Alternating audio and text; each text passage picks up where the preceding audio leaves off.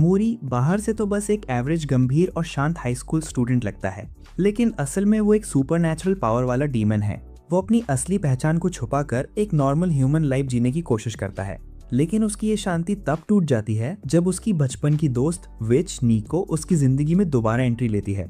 अब मोरी के पास कोई ऑप्शन नहीं बचता, उसे अपनी हिडन पावर्स का इस्तेमाल करना ही पड़ता है ताकि वो नीको को डेंजरस एनिमीज और उसकी खुद की क्रेजी एंटिक्स से बचा सके। मोरी एक ऐसी डीमन फैमिली से आता है जो असल में हाइब्रिड स्पीशीज हैं, जो तब पैदा होते हैं जब विचेस अपने फेमिलियर क्रीचर्स को अपना बच्चा पिता बनने देती हैं। इसी वजह से मोरी के पास अनबिलीवेबल फिजिकल स्ट्रेंथ है और उसके पास कोई नॉर्मल फ्रेंड नहीं। उसकी बेस्ट फ्रेंड नीको खुद एक चुड़ैल है, लेकिन उसे अपनी मैजिक एजुकेशन के लिए होली लैंड ऑफ विचेस जाना पड़ता है। जाने से पहले वो मोरी से प्रॉमिस करती है, जब मेरी ट्रेनिंग खत्म हो जाएगी मैं वापस लौट आऊंगी। एक दशक गुजर जाता है। अब मोरी एक पीसफुल फार्मर बन चुका है जो गुंडों से लड़ने की भी परवाह नहीं करता। उसे पता है अगर उसने पलटकर वार किया तो सामने वाला सीधा एम्बुलेंस में पहुंचेगा, और इस खराब इकोनॉमी में वो अपने दुश्मन के मेडिकल बिल्स तक नहीं भरना चाहता। इसीलिए वो बस डॉजिंग एंड अवॉइडिंग फाइट्स में ही समझदारी मानता है। जब बदमाश थक जाते हैं, मोरी घर लौटता है। घर पहुंचते ही उसके पिता उसे समझाते हैं, बेटा कभी कभी जवाब दे देना भी जरूरी होता है। डिनर के दौरान उसके पिता कैजुअली बताते हैं, नीको वापस आ गई है होली लैंड से और वो चाहती है कि तुम उसका फेमिलियर बनो। मोरी शौक में अपना खाना सीधे अपने पिता के मुंह पर उगल देता है। उसके पिता बस शांत रहते हैं, मानो सब नॉर्मल हो।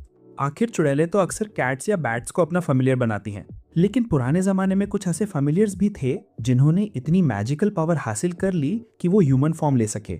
एक बार एक टाइगर और एक बुल फेमिलियर इंसान बन गए थे और उन्होंने इंसानों से शादी करके डीमंस की पूरी रेस को जन्म दिया था। यही वो वंश था जिससे मोरी आता है, विचेस के सीक्रेट प्रोटेक्टर्स।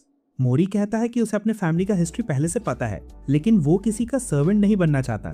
उसके पिता समझाते हैं कि ये कोई नौकर की जॉब नहीं है, बल्कि बॉडीगार्ड की तरह काम करना होगा। और क्योंकि उनका परिवार नीको के परिवार से एक एंशिएंट कॉन्ट्रैक्ट में बंधा हुआ है, वो इस ऑफर को मना नहीं कर सकते। मोरी का रिएक्शन ऑब्वियस था, फुल फ्रस्ट्रेशन। वो मानता है कि नीको का फेमिलियर बनना किसी नाइटमेयर से कम नहीं है। उसके पिता उसे बताते हैं कि नीको की मदर होली लैंड में ही रहेगी और नीको यहाँ अकेले आने वाली है, इसीलिए दोनों को साथ में रहना होगा। मोरी लिटरली डबल स्प्लिट कर देता है और गुस्से में ऑलमोस्ट अपने पिता को पीटने ही वाला होता है। थोड़ी देर बाद वो लिविंग रूम में बहकर सोच रहा होता है, नीको कितनी क्लमजी थी, लेकिन शायद उसी में उसकी क्यूटनेस थी। उसी वक्त उसकी खिड़की टूटती है और अंदर उड़ते हुए आते हैं ग्लास शार्ड्स। मोरी चौंक जाता है, उसे लगता है कोई थीफ है, लेकिन फिर अंदर गिरती है नीको, वो ही पुरानी अनाड़ी विच।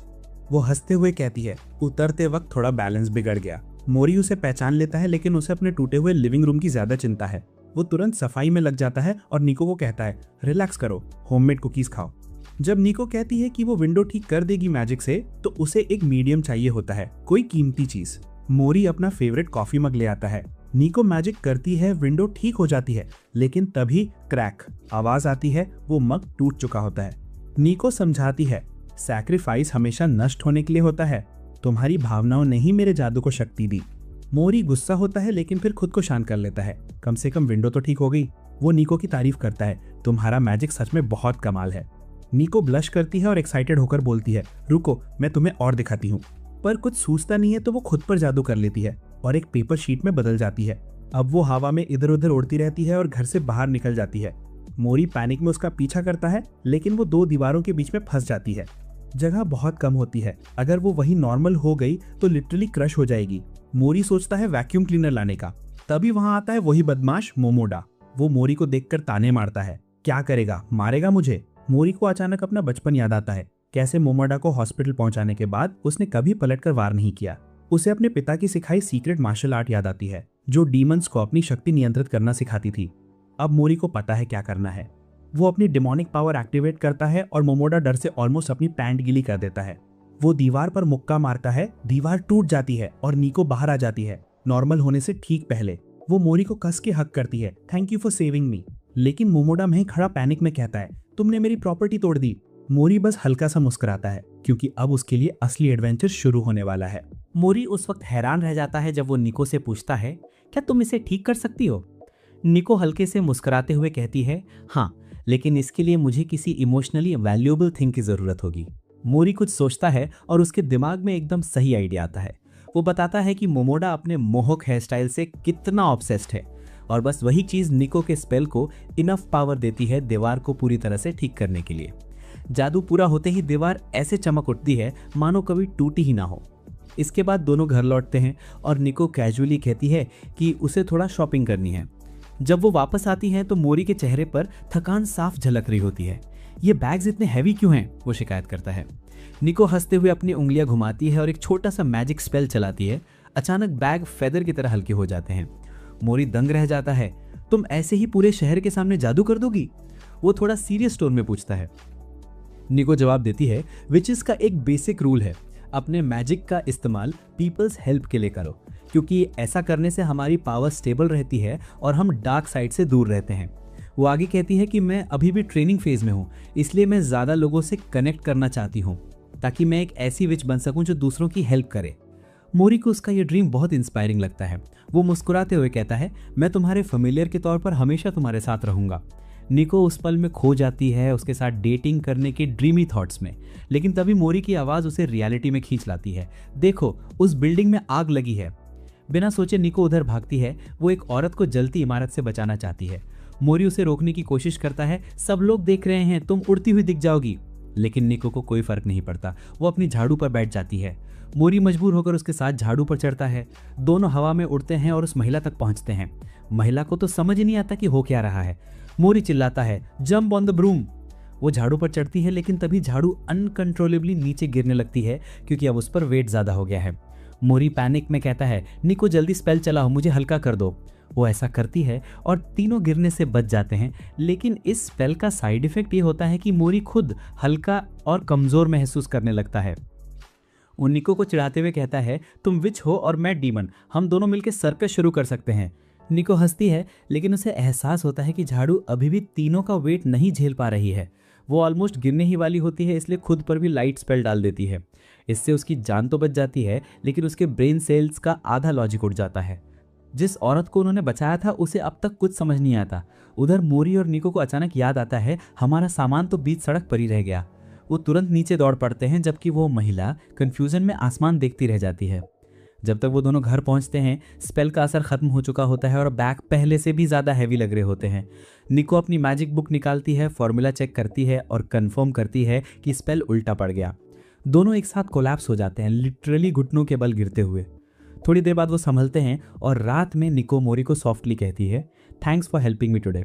मोरी बस हल्की मुस्कान देता है, लेकिन उसके मन में कुछ और चल रहा होता है। उसे अपने पिता की बात याद आती है।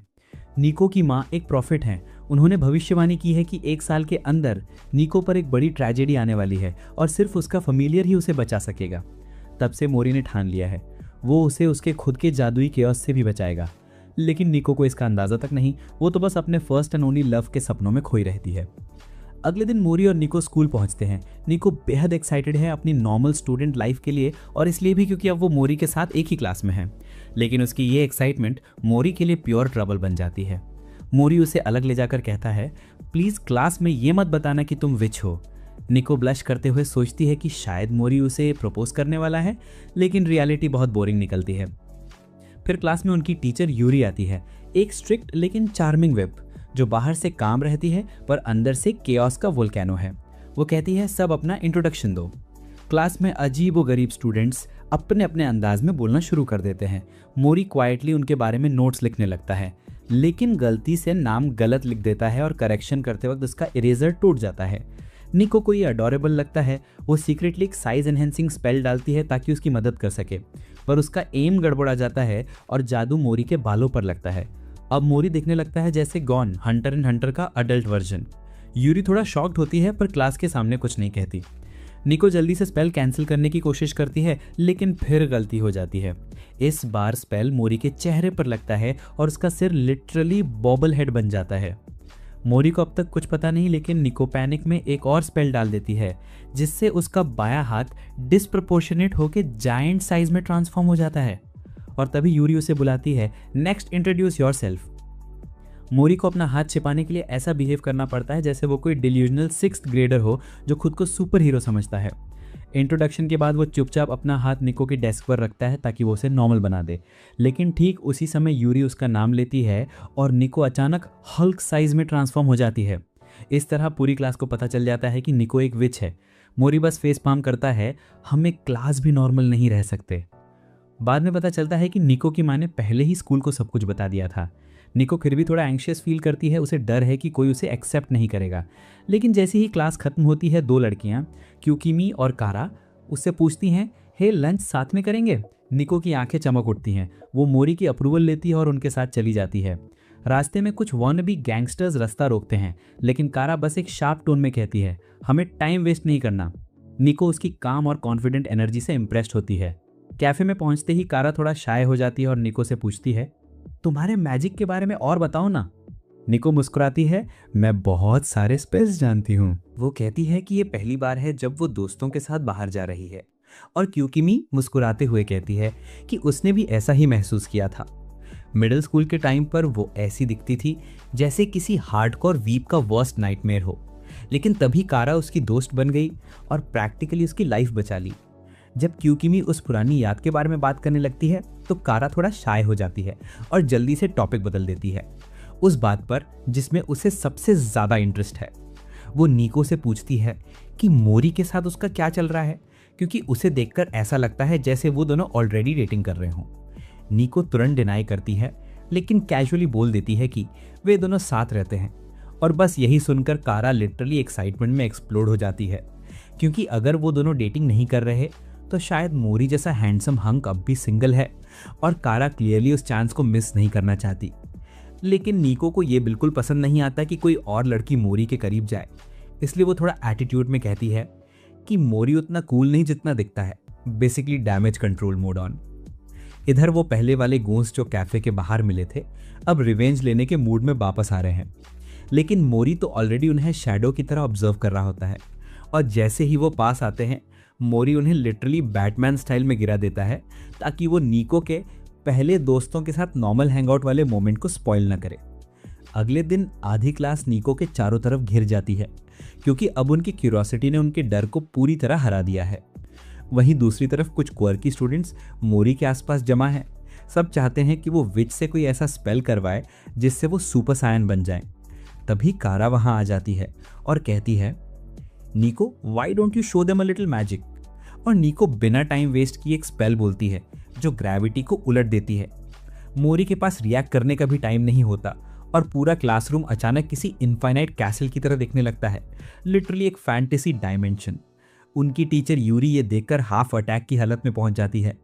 खैर कुछ देर बाद सब नॉर्मल हो जाता है और क्लास फिर से शुरू होती है। यूरी अनाउंस करती है कि पहला पीरियड फन एक्टिविटीज़ के लिए होगा और स्टूडेंट्स खुद डिसाइड कर सकते हैं कि वो क्या करना चाहते हैं। कारा फिर सजेस्ट करती है कि निको और मैजिक दिखाए और ऑब्वियसली सब अग्री कर जाते हैं। निको भी शो ऑफ मूड में होती है, इसलिए सबको प्लेग्राउंड में ले जाती है और वहाँ एक ऐसा बैरियर बनाती है जिसके अंदर नॉर्मल लोग भी उड़ सकते हैं। जैसे ही बैरियर एक्टिवेट होता है मोरी डिसबिलीफ में उसे देखता रह जाता है। पूरी क्लास लिटरली एक ड्रीम वर्ल्ड में जीने लगती है। कुछ देर बाद मोरी उसे देखकर पूछता है कि वो ठीक है ना, क्योंकि उसे दिख रहा होता है कि निको अपनी मैजिक पावर बहुत ज़्यादा यूज़ कर रही है। लेकिन निको मुस्कराकर कहती है कि वो हैंडल कर सकती है। वो बताती है कि उसे हमेशा लगा कि मैजिक ने उसे स्पेशल बनाया, पर अब वो चाहती है कि बाकी लोग भी थोड़ा स्पेशल फील करें, कम से कम कुछ पलों के लिए। वो मोरी से कहती है कि उसे भी सबको बताना चाहिए कि वो एक मॉन्स्टर है जिसके पास क्रेजी पावर्स हैं। लेकिन मोरी को याद आता है कि बचपन में उसकी इसी ट्रुथ की वजह से उसके सारे दोस्त उससे दूर चले गए थे। वो खुद से बड़बड़ा रहा होता है कि कोई उसे अमेजिंग नहीं मानेगा। तभी एक डिलीवरी ट्रक बैरियर में घुस जाता है और हवा में उड़ने लगता है। ड्राइवर कंट्रोल खो देता है और ट्रक नीचे गिरने लगता है, लेकिन ज़मीन से टकराने से पहले ही मोरी लिटरली सुपर हीरो की तरह उड़कर उसे पकड़ लेता है और सेफ लैंडिंग करा देता है। पूरी क्लास शॉक्ड रह जाती है। सब उससे पूछते हैं कि उसने ये कैसे किया। निको क्विकली एक्सप्लेन करने की कोशिश करती है कि ये उसका मैजिक था, लेकिन मोरी फाइनली डिसाइड करता है कि अब वो अपनी असली पहचान छुपाएगा नहीं। उसे लगता है कि लोग डर जाएंगे, लेकिन सब उसकी तारीफ करने लगते हैं। कहते हैं, dude that was awesome, wish we had powers like you. मोरी स्टन रह जाता है, क्योंकि उसे कभी उम्मीद नहीं थी कि लोग इतने डम्बली सपोर्टिव होंगे। इधर दूसरी तरफ निको की मॉम इबुकी एक मिस्टीरियस फ्यूचर प्रेडिक्शन पर काम कर रही होती है। वो अपनी पावर्स से एक मैजिक बुक को अवेकन करती है जो खुद से कुछ नंबर्स बोलने लगती है। उन नंबर्स के पेजेस खोलकर इबुकी कुछ सेक्रेड वर्ड्स पढ़ती है और उसकी नई प्रोफेसी सामने आती है। The dog and the rain drops will bring destruction. वहीं मोरी के घर पर वो पीसफुली उस नए मग से कॉफी पी रहा होता है जो निको ने गिफ्ट किया था। तभी निको नीचे आती है नाइटवेयर पहने हुए और अपने इनोसेंट चार्म से मोरी को इम्प्रेस करने की कोशिश करती है, लेकिन मोरी तुरंत उसे डांटता है कि वो इतना लेजी क्यों है और कमरे से बाहर आते वक्त कपड़े क्यों नहीं बदले। निको उदास हो जाती है और सोचती है कि मोरी को उसके फैशन सेंस से प्रॉब्लम है, इसलिए वो डिसाइड करती है कि उसे नए कपड़े चाहिए। लेकिन बाहर जाकर शॉपिंग करना बहुत टायरिंग है, तो वो एक मैगजीन में दिख रहे क्यूट ड्रेस को मैजिकली कॉपी करने का आइडिया निकालती है। प्रॉब्लम ये होती है कि स्पेल सिर्फ उस हिस्से पर काम करता है जो उसे मिरर में दिखता है, यानी पीछे का हिस्सा पूरी तरह ट्रांसपेरेंट है। निको को पता नहीं चलता और वो मोरी को अपना न्यू आउटफिट दिखाने के लिए नीचे जाती है।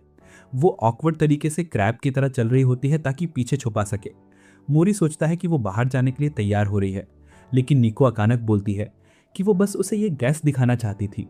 मोरी मुस्कुरा कर कहता है कि वो अच्छी लग रही है, लेकिन ऑनेस्टली उसे अपने नॉर्मल कपड़ों में ज़्यादा प्रिटी लगती है। ये सुनकर निको ब्लश करती है और इतनी खुश हो जाती है कि अपनी बैग की ट्रांसपेरेंसी भूलकर भागकर अपने कमरे में कपड़े बदलने चली जाती है। मोरी सब कुछ देख लेता है और दोनों सुपर ऑकवर्ड फील करते हैं, लेकिन निको जल्दी से अपने नॉर्मल कपड़े पहन लेती है। वो वापस आकर पूछती है अब कैसी लग रही हूँ, और मोरी हंसते हुए कहता है कि उसका दिल अब उसकी वजह से नहीं बल्कि इसलिए तेज धड़क रहा है क्योंकि उसने 1920s का एंटिक आउटफिट पहना है। निको को तब पता चलता है कि मोरी को पुराने कपड़ों का बड़ा शौक है और शायद इसलिए वो उसके विंटेज कपड़ों को ज़्यादा पसंद करता है। थोड़ी देर बाद उन्हें इबुकी से एक बड़ा पार्सल मिलता है जिसमें निको की सारी फेवरेट मैंगा बुक्स होती हैं। साथ में मोरी के नाम एक लेटर भी होता है जिसमें इबुकी ने उससे थैंक्स कहा है कि वो उसकी बेटी का ध्यान रख रहा है। वो बताती है कि विचेस की सेक्रेड लैंड असल में यहीं जापान में है और वो अपनी मैजिक बढ़ाने की कोशिश कर रही है ताकि अपनी अगली प्रोफेसी से निको की हेल्प कर सके। जब तक वो कोई परमानेंट सोल्यूशन नहीं ढूंढ लेती, वो चाहती है कि मोरी उसका ध्यान रखे। लेटर पढ़ने के बाद मोरी को एक रिस्पॉन्सिबल गार्डियन होने का एहसास होता है। वो डिसाइड करता है कि अब निको को खुद चीज़ें संभालना सीखना चाहिए, इसलिए वो उसके सामान उठाने में हेल्प करने से मना कर देता है। निको हार नहीं मानती। वो एक नया स्पेल बनाती है जिससे वो डबल वेट उठा सके बिना साइड इफ़ेक्ट्स के, लेकिन जब वो अपना क्लोन बनाती है तो उसका साइज आधा रह जाता है और उसके ब्रेन की आधी सेल्स गायब हो जाती हैं। नतीजा, हर क्लोन के पास बस एक ब्रेन सेल बचती है और अब असली केओस शुरू होता है। मोरी उसे बताती है कि ये मैजिक और भी पावरफुल है, लेकिन दोनों निको को इससे कोई फर्क नहीं पड़ता। दोनों एक बॉक्स साथ लेकर चलते हैं और फिर एक क्रेजी आइडिया सोचते हैं, क्लोनिंग का स्पेल खुद पर चलाकर 4 बॉक्स बना लें। अब दोनों छोटे निको के पास सिर्फ आधा आधा दिमाग बचता है, लेकिन फिर भी वो एक एक बॉक्स उठाकर खुश हो जाते हैं। मोरी ये देखकर तंग आ जाती है, जल्दी से सारे बॉक्स अंदर ले जाती है और बाकी निको की टुकड़ी हंसते हुए बोलती है, वाह, काम तो बड़े आराम से हो गया।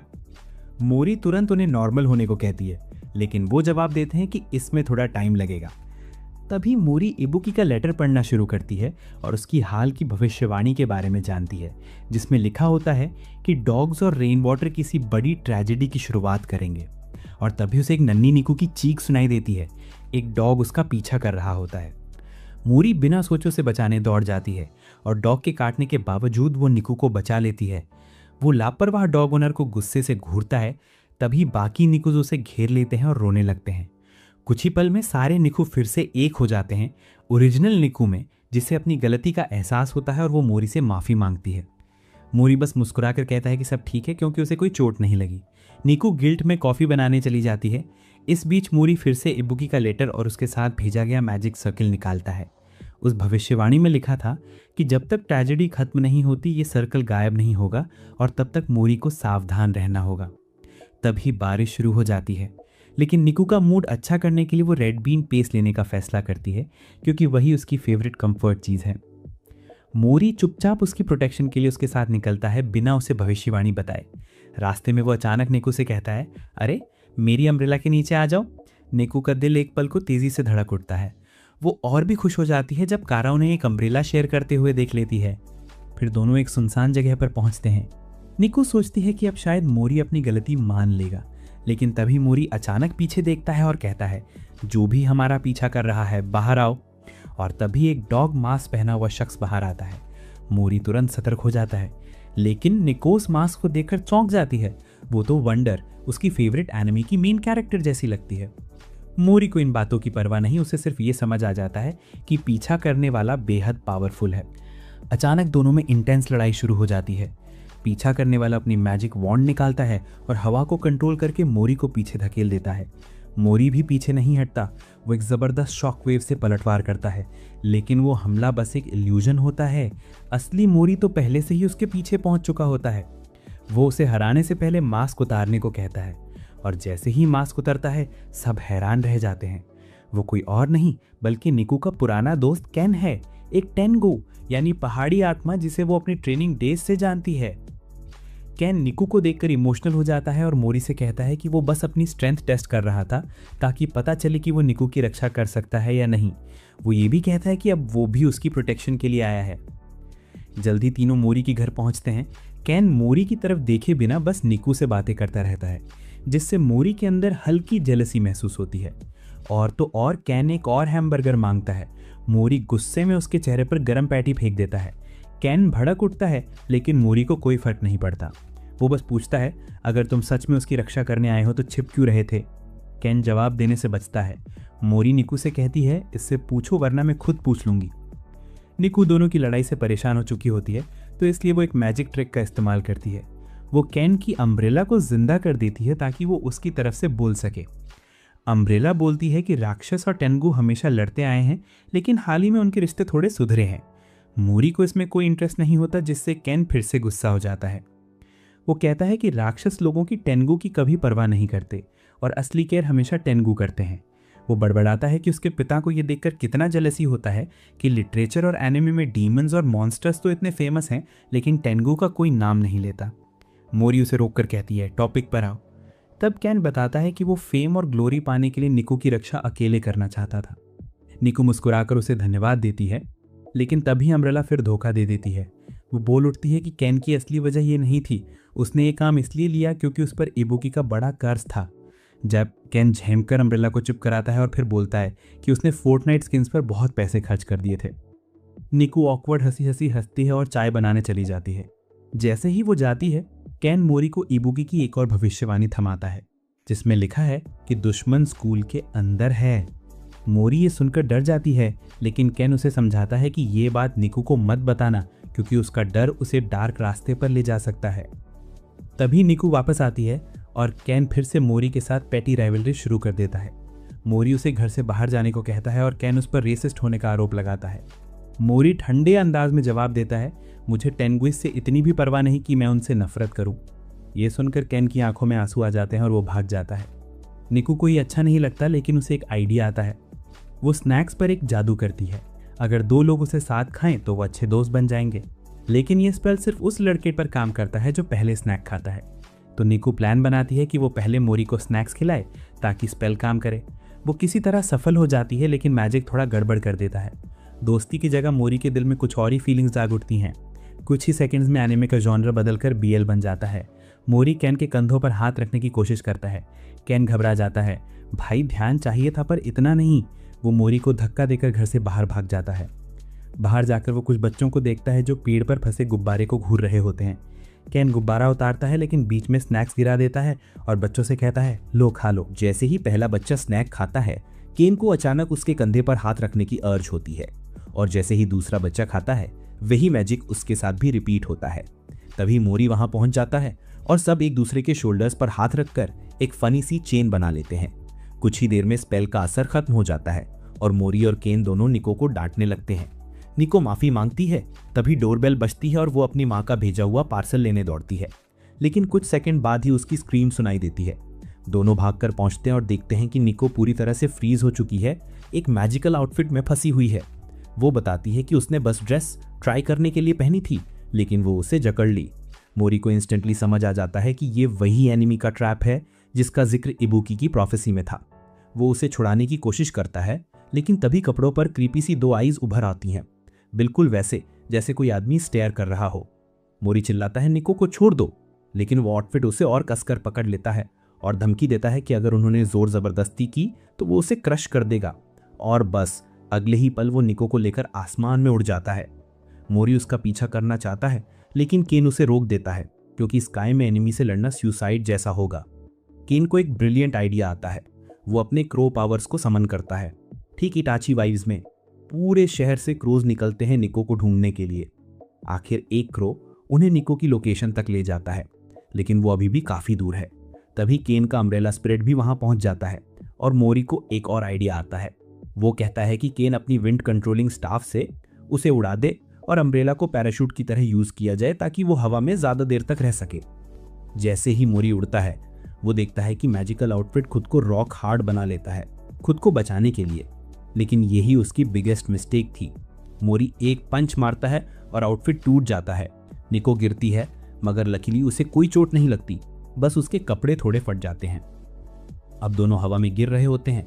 केन हवा का झोंका भेजता है जिससे निको सॉफ्टली जमीन पर उतर जाती है, लेकिन मोरी लिटरली फेस फर्स्ट क्रैश करता है।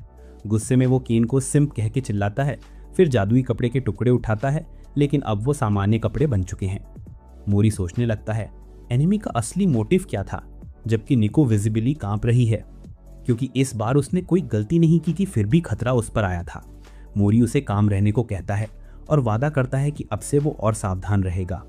केन उसके पास आता है और दिखाता है कि जादुई घेरा अभी भी गायब नहीं हुआ है, मतलब अभी प्रोफेसी में बताई गई ट्रेजेडी खत्म नहीं हुई है।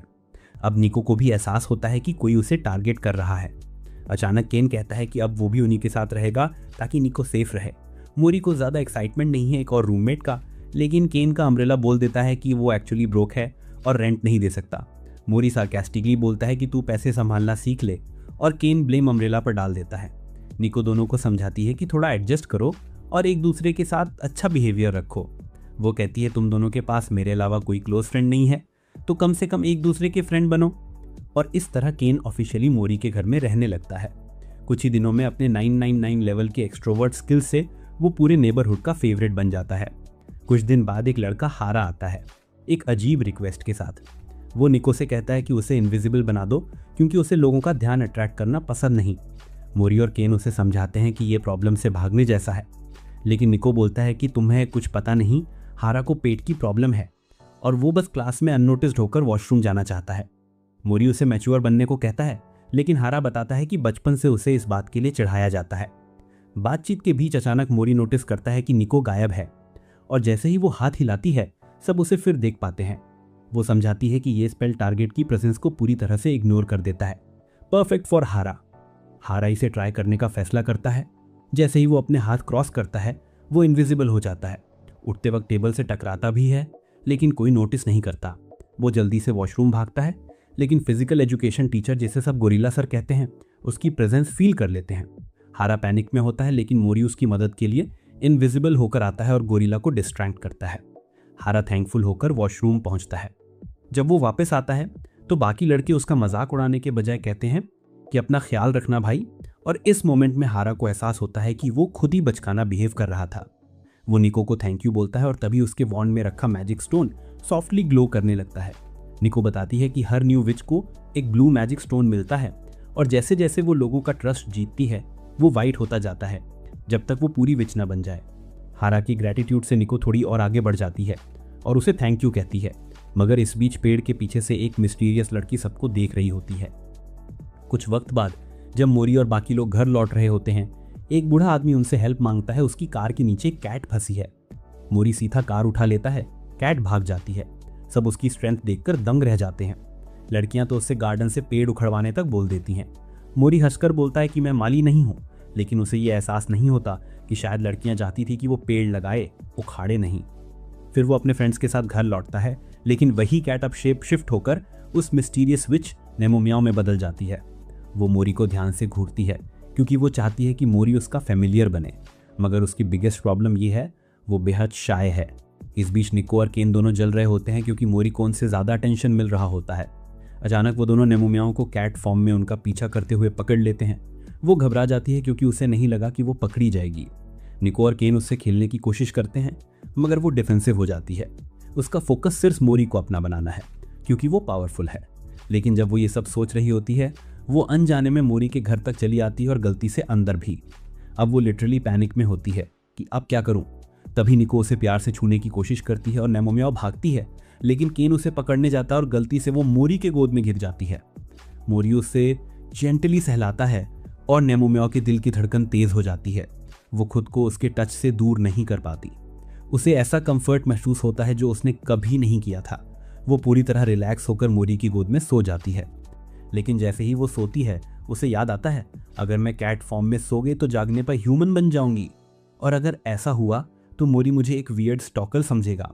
फिर भी मोरी के हाथों की वार्मथ उसे नींद में खींच लेती है। कुछ देर बाद केन चिल्लाता है, ये तो इंसान है, जिससे नेमोमेओ घबरा जाती है। लेकिन बाद में पता चलता है कि केन तो बस अपने इवोल्यूशन टॉयज कलेक्शन की बात कर रहा था। और इसी क्योस के बीच मोरी और केन दोनों उसे देखकर कंप्लीटली शॉक्ड रह जाते हैं। As soon as memo realises कि वो अभी तक नोटिस नहीं हुई है, वो साइलेंटली घर से बाहर निकल जाती है। कुछ दिनों बाद निको एक लड़की के ब्रेसलेट पर गुड लक चार्म लगाता है ताकि जब वो अपने क्रश को अपना दिल दे तो उसे सक्सेस मिले। हालांकि इससे उसे ये एहसास होता है कि उसे भी एक बॉयफ्रेंड की जरूरत है।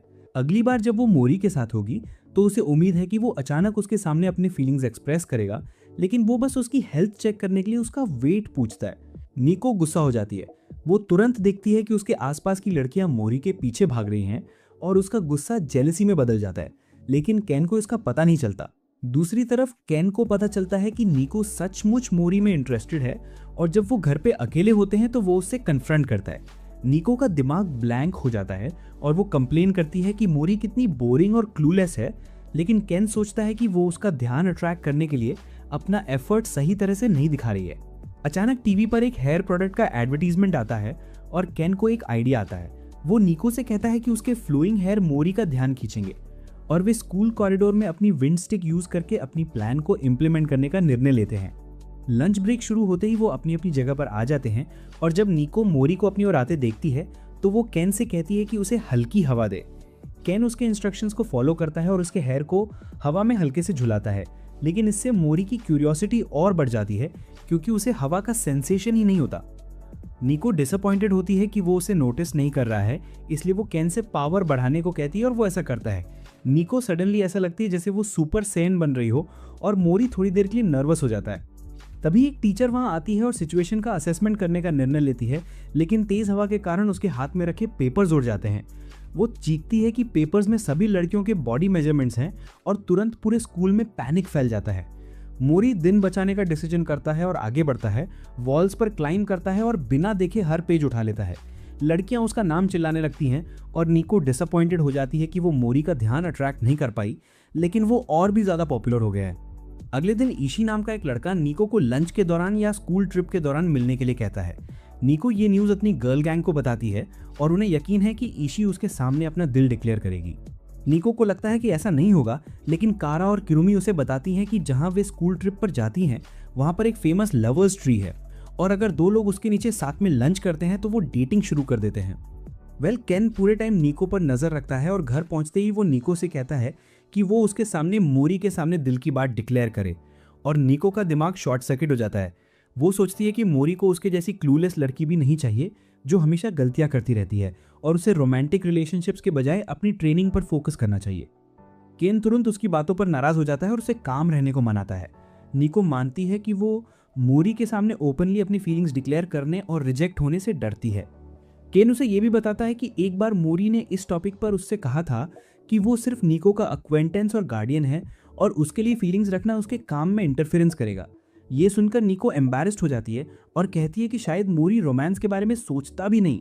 हालांकि केन उसे बताता है कि मोरी एक जेन्युइन पर्सन है जो अपनी ट्रू फीलिंग्स छुपा रहा है। उसे यकीन है कि मोरी निको को उसके लिए वैल्यूएबल समझता है और उसे अपनी फीलिंग्स एक्सप्रेस करने के लिए एक जेंटल पुश की जरूरत होगी। स्कूल ट्रिप का दिन जल्दी आता है और रास्ते में निको मोरी को बताता है कि किसी ने उसे लवर्स ट्री के नीचे मिलने के लिए कहा है। मोरी डिसअपॉइंटेड होता है और पूरी तरह इंडिफरेंट हो जाता है, यहाँ तक कि मीटिंग के दौरान उसकी सेफ्टी भी इग्नोर करने का डिसीजन कर लेता है ताकि निको थोड़ी प्राइवेसी फील करे। वो उससे पूछता है कि क्या वो किसी और लड़के के साथ डेटिंग करने से ऑब्जेक्ट करेगा, और मोरी जवाब देता है कि वो बस ये चाहता है कि निको एक नॉर्मल स्कूल गर्ल की तरह एंजॉय करे। वो उसकी बातों से अपसेट होकर वहां से चला जाता है, लेकिन मोरी का मूड उसके जाने के बाद उदास हो जाता है। जब क्लास अपने डेस्टिनेशन पर पहुंचती है और रिलैक्स करती है, मोरी को एक लड़का दिखता है जिसके पेपर बैग पर मार्क्स हैं, और वो तुरंत पूछता है कि क्या उसे एयरफोर्स या कुछ और पसंद है। कागो नाम का ये लड़का हार्डकोर रेडिटर निकला जिसे रॉक म्यूजिक और स्पेसिफिक सब कल्चर्स का इंटरेस्ट है। उसकी मोरी से एनकाउंटर होती है जिसे विंटेज फैशन पसंद है, और रॉक फैशन उन सब कल्चर्स में से एक है जिसमें उसकी इंटरेस्ट है। दोनों तुरंत दोस्त बन जाते हैं और मोरी वहां से चला जाता है नया दोस्त पाकर खुश है। अचानक उसकी क्लास की एक लड़की उसके पास आती है और उससे बात करना चाहती है, और इनडिफरेंट चैट उसके पीछे पीछे चलता है। इसी बीच निको लवर्स ट्री के पास ईशी से मिलने जाती है और वो बहुत नर्वस होती है। हालांकि ट्री कोई सीक्रेट स्पॉट नहीं बल्कि एक एयरपोर्ट जैसी प्लेस है जहां पर हर कोई अपनी लक ट्राई कर रहा है। निको का इंतजार पूरी क्लास कर रही है और वो लुलू के पास जाती है ये सोचकर कि वो सब अपनी गलती एक्सेप्ट करने आए हैं, लेकिन पता चलता है कि वो बस उससे एक लकी साइन चाहते हैं ताकि उनके प्रपोजल्स में सक्सेस मिले। निको तुरंत भाग जाती है क्योंकि वो इतने बड़े ग्रुप की रिस्पॉन्सिबिलिटी नहीं लेना चाहती और सभी उसके पीछे चल पड़ते हैं। वो छोटी बनकर हाइड करती है और फिर ब्रूम पर फ्लाई करती है, लेकिन वो किसी के चेस्ट से कोलाइड करके उसकी पॉकेट में गिर जाती है और कोइंसिडेंटली वो कोई और नहीं बल्कि खुद मोरी होता है। उसे यहाँ लाने वाली लड़की ओपनली उससे बॉयफ्रेंड बनने का रिक्वेस्ट करती है और निको का दिल तेजी से बीट करता है ये सोचकर कि वो क्या रिप्लाई देगा। मोरी कहता है कि वो उस लड़की को डेट नहीं कर सकता क्योंकि वो उसे जानता तक नहीं है, और फिर लड़की पूछती है कि क्या उसे कोई पसंद है। मोरी साफ साफ कह देता है कि उसे कोई भी रोमांटिकली पसंद नहीं है। ये सुनकर निको का दिल थोड़ा गिर जाता है, लेकिन तभी मोरी कहता है कि कोई है जिसे वो प्रेशियस समझता है। निको को तुरंत केन की बात याद आती है कि मोरी उसे प्रेशियस मानता है और जिस तरह से वो उसका डिस्क्रिप्शन करता है उससे साफ जाहिर होता है कि वो उसी के बारे में बात कर रहा है। लड़की बताती है कि उसकी फीलिंग्स प्यार से ज़्यादा अलग नहीं लगती और पूछती है कि क्या उसके साथ कभी ऐसा पल आया था जब उसे उससे लव हुआ था। मोरी इस बारे में सोचने लगता है, लेकिन निको को वो पल विविडली याद है जब उसे मोरी से प्यार हुआ था। ये वो दिन था जब उसके पिता ने उसका परिवार छोड़ दिया था क्योंकि वे घर में 2 विचेस के साथ रहना बर्दाश्त नहीं कर सकते थे, क्योंकि उनकी मैजिकल पावर्स अनकंट्रोलेबल हो गई थी और उन्होंने उनके घर को तबाह कर दिया था। निको रोई क्योंकि उसे लग रहा था कि उसकी पावर्स की वजह से सब उससे नफरत करेंगे और वो चाहती थी कि उसके पिता उसे फिर से अपनी बाहों में उठाएं। तभी मोरी ने उसे हक किया और उसे ऊपर उठाया और इसी पल उसने मोरी से प्यार करना शुरू कर दिया था। जैसे ही निको इस फ्लैशबैक से बाहर आती है वो मोरी के दिल से ग्लोइंग लाइट निकलती हुई देखती है। वो अपने फेस को देखने बाहर आती है और मोरी को मुस्कुराते हुए पाती है क्योंकि उसने निको से प्यार करना शुरू कर दिया था। वो उसे ऐसे ही छोड़ देता है और तभी निको को एहसास होता है कि उसका मैजिक खत्म होने वाला है।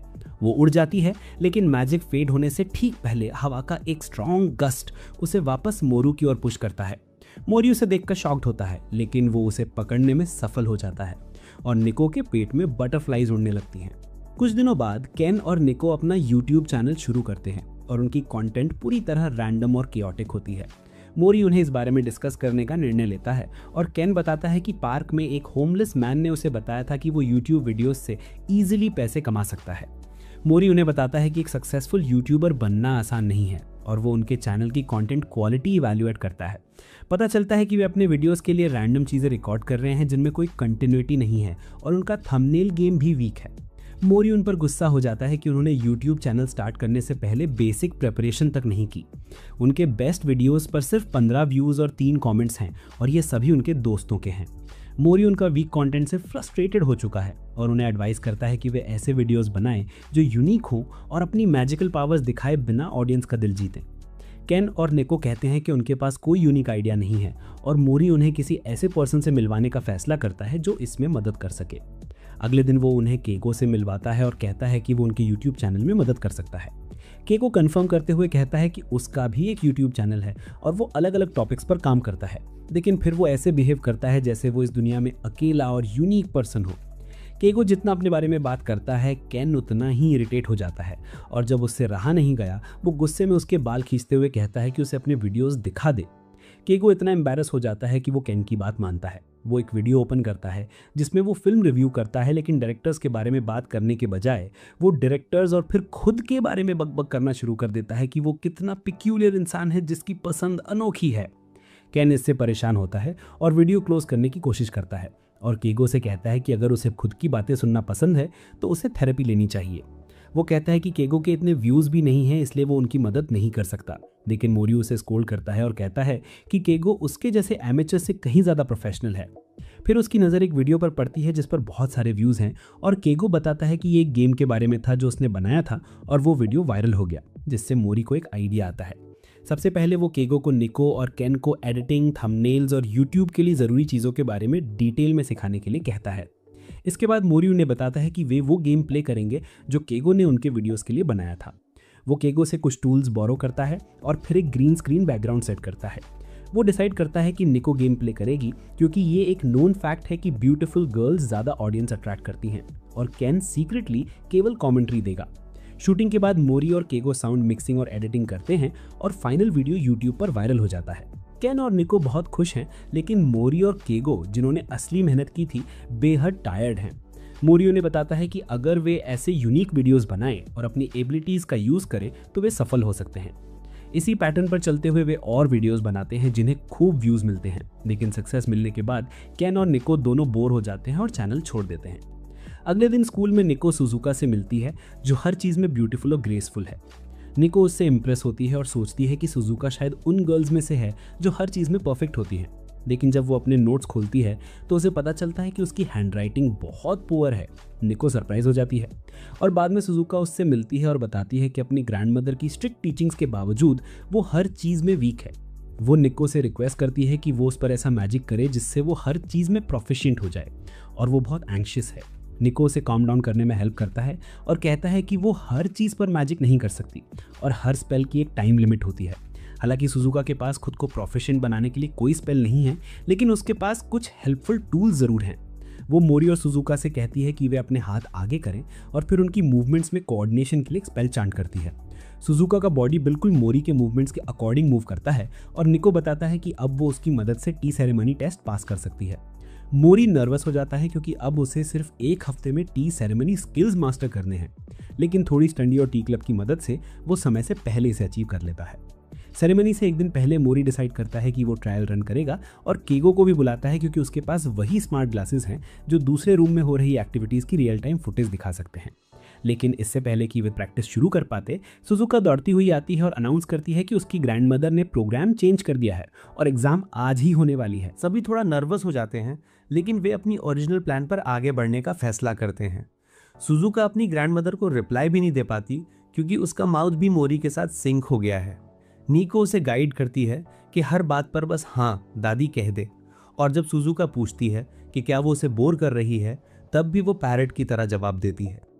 ये सुनकर बूढ़ी वुमन इरिटेट हो जाती है और सुजुका को तुरंत रिचुअल शुरू करने के लिए कहती है। पहला स्टेप है डोर ओपन करना और इसके 3 पार्ट्स हैं, लेकिन मोरी ने प्रैक्टिस नहीं किया है और वो समझ नहीं पाता कि सुजुका क्या टच कर रही है, इसलिए उसे काफ़ी स्ट्रगल करना पड़ता है। सुजुका बार बार डोर स्क्रैच करती है जिससे बूढ़ी वुमन डर जाती है और अचानक मोरी पूरी ताकत लगाकर उसे ओपन कर देता है। इसके बाद वे अगले स्टेप की ओर बढ़ते हैं, यानी थंब का सहारा लेकर रूम में एंट्री। मोरी अपने बॉडी को हिलाने के लिए सफिशिएंट फोर्स अप्लाई करता है, लेकिन ये फोर्स सुजुका को फ्रॉग लाइक जंप के लिए पर्याप्त नहीं है। अगले स्टेप में सुजुका को कैंडी खानी होती है और मोरी उसे इसे स्किलफुली परफॉर्म करने में गाइड करता है। लेकिन किसी क्लेवर पर्सन ने कैंडी की जगह कुकी रखने का आइडिया सोचा ताकि एक्सपीरियंस एनहांस्ड हो। मोरी कुकी काटता है और स्वॉलो कर लेता है और सुजुका भी ऐसा ही करती है, लेकिन हार्ड कैंडी के कारण वो इसे टॉलरेट नहीं कर पाती और सडनली सब कुछ स्पिट कर देती है। ये देखकर बूढ़ी वुमन वरीड हो जाती है, लेकिन टी सेरेमनी समहाउ जारी रहती है। अगला स्टेप है टी पीना और मोरी इसे बड़ी स्किल से मैनेज करता है, लेकिन उसे पता भी नहीं होता कि सुजुका के लिप्स पर टी स्पिल हो गई है। वो सेरेमनी को इनकम्प्लीट मेकअप किए हुए जोकर की तरह पूरा करता है और ग्रैंड मदर उसे डिसअपॉइंट करती हैं। तभी एक डेंजरस हॉर्नेट रूम में फ्लाई करता है और बूढ़ी वुमन पर अटैक करने की धमकी देता है, लेकिन हॉर्नेट को स्टिंग मारते देख बूढ़ी वुमन डर जाती है। मोरी उसकी मदद करना चाहता है और अचानक उसे एक आइडिया आता है। वो अपने आसपास जो भी ऑब्जेक्ट्स हैं उन्हें उठाता है और सुजुका एक स्पून पिक करती है। मोरी उसे एक प्रिसाइज और ब्यूटीफुल मार्शल आर्ट्स मूव से हॉर्नेट पर स्ट्राइक करने में गाइड करता है और ये ट्रेडिशनल स्ट्रिक्ट ग्रैंडमदर को चौंकाने के लिए पर्याप्त होता है। वो अनाउंस करती है कि सुजुका ने उसकी एग्जाम पास कर ली है क्योंकि उसने रियल लाइफ सिचुएशन में मार्शल आर्ट्स का एक शानदार डेमोन्स्ट्रेशन दिया।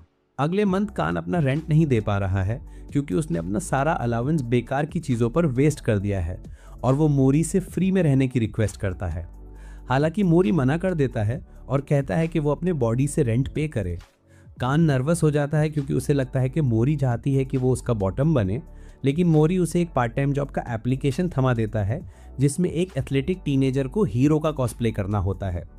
कान नखरे दिखाता है कि वो कोई भी काम नहीं करना चाहता क्योंकि इससे वो बड़ा हो जाएगा और ग्रोन अप्स बोरिंग होते हैं। कान ऑडिशन के लिए जाता है और डायरेक्टर को इम्प्रेस करता है, जो बताता है कि वो उसे वैसे भी एक एक्स्ट्रा रोल के लिए लेने वाला था, लेकिन उसकी स्किल्स देखकर अपनी प्लान बदल दी। अब वो चाहता है कि कान उनके लीड एक्टर की जगह ले ले, जो हाल ही में इंजर्ड हो गया था, और कान अपनी लक पर बिलीव नहीं कर रहा है। रिहर्सल शुरू होती है। कान देखता है कि शो एक बोरिंग ऑफिस वर्कर की लाइफ पर आधारित है, लेकिन जैसे ही एक को वर्कर मैरिड हीरो के साथ फ्लर्ट करने लगती है, शो इंटरेस्टिंग होने लगता है। हालांकि जैसे ही कान को लगता है कि सब ठीक है, ब्यूटीफुल गर्ल विलन बन जाती है और लड़ने की उसकी बारी आती है। वो तुरंत पहले बॉस को हरा देता है और डायरेक्टर को उसे कहना पड़ता है कि वो उस हिस्से तक पहुंचने से पहले गून से फाइट करे। इस बार कान अपने गूंस का काम जल्दी खत्म कर देता है और फिर कहानी हीरो की बोरिंग लाइफ पर लौट आती है, जिसे उसका बॉस लेक्चर देता है और वो अपनी वेडिंग एनिवर्सरी भूल जाता है। उसकी वाइफ इस पर गुस्सा हो जाती है और उसे कुछ अनयूजुअल पनिशमेंट्स देती है और कान ये सब टॉलरेट नहीं कर पाता। ये तो सिर्फ रिहर्सल था और रियल परफॉर्मेंस तो ऑडियंस के सामने स्टेज पर लाइव होगी। कान समय आने तक रिलैक्स करता है, तभी उसकी नज़र विलन कॉस्प्ले करने वाले इंजर्ड मैन पर पड़ती है। वो आदमी उसे बताता है कि वो असल में मास्ड हीरो था, लेकिन इंजरी की वजह से विलन रोल निभा रहा था। वो बताता है कि उसका बेटा उसे हीरो बनते देखकर एक्साइटेड था, लेकिन अब डिसअपॉइंटेड है। कान को उस आदमी के लिए पिटी आती है और उसके बेटे से भी करेक्ट फील होता है, इसलिए चीज़ों को थोड़ा बदलने का डिसाइड करता है। वो इंजर्ड मैन को हीरो की आउटफिट पहना देता है ताकि वो अपने बेटे की नज़र में हीरो बन जाए और खुद विलन बन जाता है। जैसे ही शो शुरू होता है, विलन हीरो को टॉन्ट करना शुरू कर देता है और डायरेक्टर तुरंत नोटिस करता है कि सिर्फ कान ही स्क्रिप्ट से हटकर ऐसा कर सकता है। इस बीच लीड एक्टर अपने इंजर्ड लेग की वजह से नर्वस है, लेकिन कान उसे जो कर सकता है करने के लिए कहता है। वो उसे हल्के से पंच मारता है और कान ड्रामेटिकली खुद को इधर उधर फेंकता है, जिससे ऑडियंस इम्प्रेस्ड होती है। इससे सभी इम्प्रेस्ड होते हैं, खासकर हीरो का बेटा, लेकिन जो इम्प्रेस नहीं होता वो है डायरेक्टर, और वो कान और दोनों बॉय का पेमेंट कट कर देता है। कान निराश हो जाता है और मोरी से कहता है कि शायद वो इस जॉब के लिए सूटेबल नहीं है, लेकिन मोरी उसे समझाता है कि उसके जैसे चीयरफुल पर्सनालिटी वाले व्यक्ति से किसी भी वर्क प्लेस को बेनिफिट होगा। वो उससे कहता है कि इस महीने और पार्ट टाइम जॉब्स ट्राई करे और रेंट बाद में पे किया जा सकता है, लेकिन नेक्स्ट मंथ उसे दोनों महीनों का रेंट एक साथ देना होगा, वरना पनिशमेंट मिलेगी। कान ये सुनकर एक्साइटेड हो जाता है और कहता है कि वो पूरी कोशिश करेगा, लेकिन फेल हो जाता है और एंड में मोरी के पैरों का सपोर्ट बन जाता है। कुछ दिनों बाद कारा उनके घर एक रिक्वेस्ट लेकर आती है। वो टेबल पर कटे हुए पेपर्स का एक बंच रखती है और निको से उसे ओपन करने की रिक्वेस्ट करती है, क्योंकि कोई इंपॉर्टेंट डॉक्यूमेंट गलती से श्रेडर में चला गया। उसे स्पेल की कॉस्ट पता है, इसलिए वो अपनी फेवरेट आउटफिट सेक्रीफाइस के रूप में लाई है, लेकिन निको उसे बताती है कि ये काम नहीं करेगा क्योंकि यहाँ और भी डॉक्यूमेंट्स के टुकड़े हैं। ये सुनकर कारा सैड हो जाती है, लेकिन अपनी लक एक्सेप्ट कर लेती है और मोरी उस इंपॉर्टेंट डॉक्यूमेंट के बारे में जानने के लिए क्यूरियस हो जाता है जो डिस्ट्रॉय हो गया।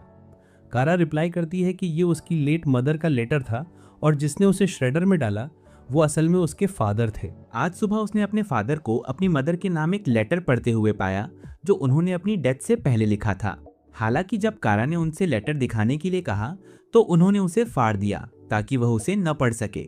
वह उन पर बहुत एंग्री हुई और सारा सामान यहाँ ले आई, और मुरी को लगता है कि लेटर में जरूर कुछ ऐसा होगा जो वह नहीं चाहते कि उसे पता चले। दूसरी ओर निको अपनी फ्रेंड से पूरी तरह सिंपैथी रखती है और मैजिक से चिट्ठी को वापस लाने का फैसला करती है। सबसे पहले वह रबल से लेटर के सभी पीसेस निकालती है जो ग्रीन पेपर की वजह से आसान है, और मोरी भी उसकी मदद के लिए नीचे उतर आता है। कारा उन्हें बताती है कि इसमें इतनी मेहनत करने की जरूरत नहीं है, लेकिन वह उससे समझाते हैं कि फ्रेंड्स तो यही करते हैं। यह सुनकर कारा इमोशनल हो जाती है और निको को टाइट हग देकर उसके साथ बैठ जाती है। जैसे ही वह ग्रीन पेपर के स्ट्रिप्स अलग करते हैं, कारा कहती है कि शायद वह पहले से ही जानती होगी कि लेटर में क्या है। वह बताती है कि एक बार जब वे अपने रिलेटिव से मिलने गए थे तो उसने किसी को यह कहते हुए सुना कि कारा उसकी मदर की प्रीवियस मैरिज से पैदा हुई थी और उन्होंने ये बात उसे छुपाई ताकि वह अपने नए फादर के साथ घुल मिल सके। कारा कहती है कि उसे इस बात से कोई डिफरेंस नहीं पड़ता कि उसके फादर उसके बायोलॉजिकल फादर नहीं है, क्योंकि वह उन्हें अपना रियल फादर मानती है। लेकिन मोरी कहता है कि शायद उसे इस बात की उससे ज्यादा केयर है जितना वह सोचती है। खैर, आखिरकार वह लेटर के सभी पीसेस सेपरेट करने में सफल हो जाते हैं और फिर निको उन्हें फिक्स करने के लिए मैजिक करती है। कारा फाइनली अपनी मदर का लेटर पढ़ पाती है और उसमें एक शॉकिंग रेवलेशन होता है जिसके लिए वह रेडी नहीं थी। पता चलता है कि वह अपने फादर की प्रीवियस मैरिज से पैदा हुई थी और उसकी रियल मदर उसे जन्म देने के कुछ समय बाद ही गायब हो गई थी। उसके फादर ने अकेले फादर के रूप में उसकी देखभाल की जब तक कि उन्हें कोई ऐसा व्यक्ति नहीं मिला जो उनकी रिस्पॉन्सिबिलिटी शेयर करने को तैयार हो। कारा को यकीन नहीं होता कि उसकी मदर उसकी बायोलॉजिकल मदर नहीं थी और तभी उसके फादर वहां पहुंच जाते हैं। वह लेटर वापस पाकर शॉक्ड हो जाता है और मोरी उससे उसकी एक्शंस के बारे में पूछता है। वह कहता है कि कारा पर अपनी फीलिंग्स इम्पोज करना उसके लिए इनअप्रोप्रिएट था क्योंकि उसकी मदर उसे ट्रूथ बताना चाहती थी। वह आदमी कहता है कि उसे डर था कि अगर कारा को ट्रूथ पता चल गई तो वह उसे अपनी मदर मानना बंद कर देगी, और कारा रिप्लाई देती है कि ऐसा कभी नहीं होगा। दोनों इमोशनल हो जाते हैं और फिर निको कारा को बताती है कि लेटर में और भी बातें लिखी हैं। उसकी मदर बताती है कि कैसे वे पहली बार मिले थे जब वह सिर्फ 3 साल की थी और वह इतनी प्यारी बेटी और लविंग हस्बैंड को पाकर बहुत हैप्पी थी। लेटर पढ़ते ही कारा क्राइंग शुरू कर देती है और फिर अपने फादर को हग करती है। बाद में मोरी और निको रिवर के किनारे वॉक करते हैं और वह कारा की सिचुएशन से डीपली मूव्ड हो जाती है। अचानक वह देखती है कि उसका स्टिक ग्लोइंग कर रहा है और मैजिकल स्टोन का ब्लू कलर थोड़ा फेड हो गया है, जिससे उसे और लोगों को फास्टर ग्रो करने में मदद करने का आइडिया आता है। अगले दिन वह एक एडवर्टीजमेंट पोस्ट करती है जिसमें वह लोगों से कहती है कि अगर उन्हें किसी मैजिकल हेल्प की ज़रूरत है तो वह उससे कांटेक्ट करें। जल्द ही पहला रिक्वेस्ट आता है और वह जुन नाम के एक लड़के का होता है जिसे एनिमेशन बजट का 0% भी नहीं मिला था, और यह बात सामने भी आती है। पता चलता है कि जुन के फादर एक मिडिल स्कूल में इंग्लिश टीचर हैं और इस वजह से वह ऐसे बोलते हैं जैसे ग्रामर की बुक से सेंटेंसेस पढ़ रहे हों। जुन चाहता है कि निको उसे अपने क्रश को अपनी बात बताने के लिए कॉन्वर्सेशन स्किल्स थोड़ा बेहतर बनाने में मदद करे। हालांकि वह यह कहते हुए मना कर देती है कि उसे अपना रियल फॉर्म दिखाकर लड़की का दिल जीतना चाहिए। सभी उसका मोराल बूस्ट करने की कोशिश करते हैं, उसे समझाते हैं कि वह कर सकता है और वह उन पर ट्रस्ट करता है। तभी वह लड़की को उसके स्कूल से आते हुए देखता है और सभी एक सेफ प्लेस से उसका कन्फेशन देखने के लिए छुप जाते हैं। पता चलता है कि जिस लड़की से जुन को प्यार हुआ था उसे भी उसकी जैसे ही कम्युनिकेशन प्रॉब्लम है, और मोरी और बाकी लोग सोचते हैं कि शायद अब वह उसे पूरी कॉन्फिडेंस के साथ डेट पर इनवाइट कर सकता है। फिर जुन उस लड़की को उनके पास लाता है और उसे अपनी गर्लफ्रेंड बताता है, क्योंकि दोनों ने उनके बीच की यूनिक रिलेशनशिप को देखा और सारी फॉर्मेलिटीज छोड़ने का डिसाइड किया। सभी उनके लिए बहुत हैप्पी हैं और उनकी मदद के लिए थैंक्स देने के लिए जुन उन्हें वो मूवी टिकट्स देता है जो वह अपनी फर्स्ट डेट पर यूज करने वाला था, क्योंकि अब वे टेनिस खेलने वाले हैं। कान और केगो उस दिन बिजी होने का एक्सक्यूज बना लेते हैं और मोरी निको से पूछता है कि क्या वह फ्री है। यह सुनकर वह बहुत एक्साइटेड हो जाती है क्योंकि उसके माइंड में यही डेट है। बाद में वह कान और केगो, जो उसका दूसरा विंगमैन बन चुका है, इसके बारे में डिस्कस करती है। वह कहती है कि मोरी के जेस्चर्स पढ़ना बहुत डिफिकल्ट है, इसलिए उसे पता ही नहीं चलता है कि वह क्या सोच रहा है, और उसके फ्रेंड उसे समझाते हैं कि कल की डेट पर उसे इम्प्रेस करने से ज़्यादा उसकी जेस्चर्स पढ़ने की कोशिश करनी चाहिए। यह कहकर वे रूम से बाहर निकल जाते हैं, लेकिन तुरंत मोरी से बम्प हो जाते हैं, जो यह जानने के लिए क्यूरियस हैं कि वह निको के रूम में क्या कर रहे थे। वे मौके पर ही एक्सक्यूज बनाते हैं और कहते हैं कि वे पोकर खेल रहे थे, लेकिन उन्होंने मोरी को नहीं बुलाया क्योंकि वो पोकर फेस बनाए रखने में बहुत एक्सपर्ट हैं। यह सुनकर मोरी थोड़ा सैड हो जाता है और सोचने लगता है कि क्या वह सचमुच इतनी कम इमोशंस शो करता है। इसी बीच निको को एक ऐसा स्पेल मिलता है जिससे लोग अपनी फीलिंग्स और ज़्यादा क्लियरली एक्सप्रेस कर सकते हैं, और वह उस पर इसका प्रयोग करने की परमिशन मांगती है। उसे लगता है कि मोरी मना कर देगा, लेकिन सरप्राइज की बात यह है कि वह अग्री कर जाता है क्योंकि वह सबको दिखाना चाहता है कि वह उतना भी इमोशनलेस नहीं है जितना वे सोचते हैं। निको खुशी खुशी उस पर मैजिक करती है और मोरी का एक छोटा फॉर्म उसके सर से बाहर निकल आता है, जो अपनी रियल फीलिंग सिर्फ उसे ही दिखाता है। हालांकि वह एक पोकर फेस बनाए रखता है। मोरी छोटा रूप कंफ्यूज दिखता है क्योंकि स्पेल उसे कुछ अलग फील नहीं करता है, और जब निको फिल्म के बारे में बात करती है तो वह बहुत एक्साइटेड हो जाता है। इसी के साथ वे रेडी हो जाते हैं और निको युकाता पहन लेती है क्योंकि फिल्म के बाद वे समर फेस्टिवल में जाने वाले हैं। मोरी उसे ड्रेस की हिस्ट्री पर लेक्चर देना शुरू करता है, लेकिन निको मिनी मोरी में ज़्यादा इंटरेस्टेड है, जो उसका फॉर्म पसंद करती है और उसे देखकर विसल भी करती है। बाद में वे सिनेमा हॉल जाते हैं और फिल्म देखने के बजाय निको मिनी मोरी को देखती रहती है, जो तरह तरह के एक्सप्रेशंस दिखाती है, जबकि मोरी एक इमोशनलेस फेस बनाए रखती है। हालांकि जब फनी सीन्स आते हैं तो रियल मोरी भी लाउडली हंसती है। फिल्म खत्म होने के बाद वे बाहर जाते हैं और मोरी अभी भी मूवी देखने के लिए बहुत एक्साइटेड है। तभी एक दौड़ता हुआ बच्चा उनके पास आता है और उसका पॉपकॉर्न चारों ओर बिखर जाता है, लेकिन मोरी पॉपकॉर्न के हर पीस को जमीन पर गिरने से पहले ही उठाकर बच्चे को वापस कर देता है। निको को एहसास होता है कि मोरी भले ही अपने फेस से इमोशंस एक्सप्रेस ना कर रहा हो, लेकिन वो अपने बिहेवियर से अपनी फीलिंग्स एक्सप्रेस करता है। बाद में वे समर फेस्टिवल में जाते हैं और साथ में फायरवर्क्स के आनंद लेते हैं, जहां पर मोरी निको से पूछती है कि इस समय उसकी क्या फीलिंग्स हैं। वो उसे बताती है कि उसके चेहरे पर एक बड़ी स्माइल है, और फिर मोरी अपनी इमोशंस को एक्सप्रेस ना कर पाने के लिए अपॉलॉजी मांगता है। वो कहता है कि अपनी फीलिंग्स को हाइड करना उसकी पर्सनैलिटी का हिस्सा है, लेकिन इससे उसकी ट्रेनिंग में भी मदद मिलती है क्योंकि उसके एनिमीज ये नहीं जान पाते कि वो क्या सोच रहा है। निको भी सोचती है कि उसने बहुत कुछ देख लिया है और मैजिक कैंसिल कर देती है, और फिर मोरी बताता है कि जब से वो वापस आई है वो ज़्यादा इमोशनल हो गया है। वो बताता है कि कैसे वो हमेशा अकेला रहता था, लेकिन उसके लौटने के बाद उसने कई लोगों से कनेक्शंस बनाए और उसकी लाइफ में और भी ज़्यादा एक्साइटमेंट आ गई है। वो मुस्कुराकर उसे थैंक्स कहता है और निको की आंखों में आंसू आ जाते हैं। तभी उसे कान और केको की एक फ़ोटो मिलती है जो उस फेस्टिवल में भी मौजूद हैं। वो उनसे मिलने के लिए कहती है, लेकिन मोरी नहीं चाहता कि वे निको के साथ उसकी डेट में इंटरफेयर करें और वो कहता है कि वे घर पर मिल सकते हैं। कुछ दिनों बाद निको एक क्लासमेट को स्काई से अपने स्कूल बिल्डिंग की तस्वीरें लेने में मदद करती है। लड़की उसे अपना ड्रीम पूरा करने के लिए थैंक्स कहती है, लेकिन तभी मोरी को डेंजर का सेंस होता है और वो निको को कवर करता है। तभी एक रोज उनकी ओर उड़ता हुआ आता है और उनके पीछे कंक्रीट पिलर में एम्बेड हो जाता है। मोरी सोचता है कि क्या स्कूल का एनिमी आखिरकार उन पर अटैक कर रहा है, लेकिन रोज फेंकने वाली इबारा नाम की एक स्टूडेंट काउंसिल मेंबर और एक सर्टिफाइड टिकटॉक थॉट निकलती है। वो तुरंत मोरी के साथ एग्रेसिवली फ्लर्ट करना शुरू कर देती है और फिर कहती है कि वो निको से बात करने आई है। वो कहती है कि उसका मैजिक स्टूडेंट्स के लिए डेंजरस हो सकता है, इसलिए स्टूडेंट काउंसिल ने स्कूल में उसकी किसी भी मैजिक के इस्तेमाल पर बैन लगाने का डिसाइड किया है। मोरी और निको कंप्लेन करते हैं कि ये अनफेयर है, लेकिन इबारा को उनके ओपिनियन की कोई परवाह नहीं है क्योंकि स्टूडेंट काउंसिल के पास स्कूल के अंदर उनसे भी ज़्यादा पावर है। मोरी अचानक कमेंट करता है कि उसका कैरेक्टर बहुत रिजिड है और उसने सुना है कि स्टूडेंट काउंसिल के सभी मेंबर्स के कैरेक्टर्स बहुत रिजिड होते हैं, जिन्हें वो अक्सर एनिमे में देखते हैं। इबारा इस पर एंग्री हो जाती है और उसे साइलेंस करने के लिए उस पर एक रोज फेंकती है, लेकिन मोरी कहता है कि इससे उसकी बात प्रूव होती है क्योंकि वो एक बुली बनने की डिजायर रखती है। उसे यकीन है कि स्टूडेंट काउंसिल के दूसरे मेंबर्स इस ड्रामा को देखने के लिए आसपास हाइड हैं और वे एक एक करके बाहर आते हैं। सबसे पहले एक लड़का आता है जिसका बिजार एक्सेंट, क्लोज्ड आइज और स्मार्ट लुक देखकर मोरी को एहसास होता है कि वो ऐसा लड़का है जो चेहरे पर स्माइल ले किसी को भी डिसीव कर सकता है। इसके बाद दो ट्विन सेक्रेटरीज हैं, जिनमें से एक यूरोपियन सुंडरे लॉली है जबकि दूसरी Japanese goth lolly. Student council का एक टैलेंटेड हैकर भी है जो भी एलिमेंट्री स्कूल में है, एक पावरफुल क्रूअल पर्सन जिसका EQ रूम टेम्परेचर जितना ही है, एक किलर साइकोपैथ जिसे नाइफ लिक करना पसंद है और एक आदमी जो बिना किसी रीजन के एक मिस्टीरियस रोबोट होने का प्रिटेंड करता है। इस पॉइंट पर मोरी को ट्रोप्स की संख्या कभी समझ नहीं आती और वो रियलाइज करता है कि वे केवल जोकर्स नहीं बल्कि एक फुली डेवलप्ड सर्कस है।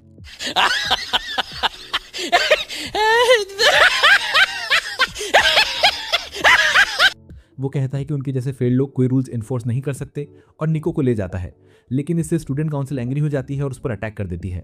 मोरी की एक किक से ही वे भाग जाते हैं, लेकिन तभी स्टूडेंट काउंसिल का प्रेसिडेंट जनरल जैसी पोशाक में वहां पहुंच जाता है। काउंसिल के मेंबर्स तुरंत उसका वेलकम करने के लिए अपनी जगह पर खड़े हो जाते हैं और प्रेसिडेंट टेनरयू मोरी से कहता है कि जब उसके सबऑर्डिनेट्स अपना काम कर रहे हों तो उन्हें डैमेज ना पहुंचाए।